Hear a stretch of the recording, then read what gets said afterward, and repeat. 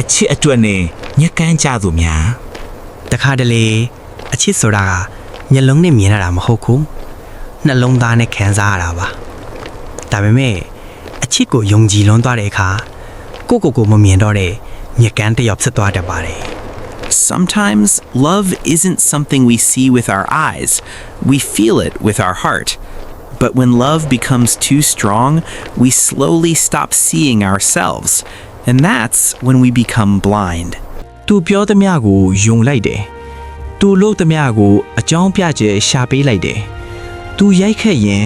ငါ့ကိုချစ်လို့ထင်တယ်သူလိန်ရင်အခြေအနေကြောင့်ပါလို့ခံစားပေးလိုက်တယ်အဲ့ဒီအချိန်မှာသူ့အဖြစ်ကိုမမြင်တော့ဘူးကိုယ်နာချီမှုကိုလည်းမခံစားတော့ဘူး We believe every word they say. We excuse every mistake they make. When they hurt us, we call it love. When they lie, we call it circumstance. Slowly, we stop seeing the truth. အချစ်ဆိုတာကိုဖျက်ဆီးမှုမဟုတ်ဘူးကိုတံပိုးကိုချေးဖြတ်ဖို့လည်းမဟုတ်ဘူး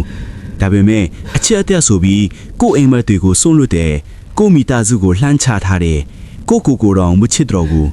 အဲ့ဒီအချိန်မှာချစ်သူရှိနေပေမဲ့ကိုဘဝကတယောက်တည်းပဲ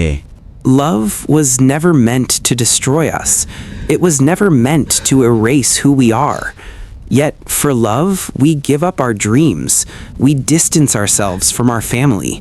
We forget how to love ourselves. တတိယပါတကယ်ချစ်တဲ့သူကတင့်ကိုမျက်ကမ်းမလုပ်ဘူးတင့်မျက်လုံးကိုပိုဖွင့်ပေးတယ်တကယ်ချစ်တဲ့သူကနာကျင်အောင်မလုပ်ဘူးတန်ဖိုးရှိတယ်လို့ခံစားရအောင်လုပ်ပေးတယ်အချစ်အတွက်မျက်ကမ်းမဖြစ်ပါနဲ့ကိုပျော်ဆုံးမသွားပါနဲ့ Remember this.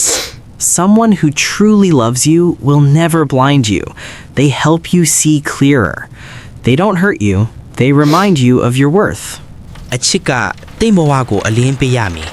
မမောင်စေရဘူးအချစ်အတွက်မျက်ကမ်းမဖြစ်ပါနဲ့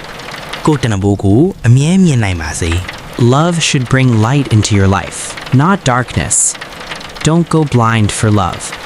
Never forget your worth. အဆုံးထိကြည့်ရှုပေးခဲ့တဲ့အတွက်ကျေးဇူးတင်ပါတယ်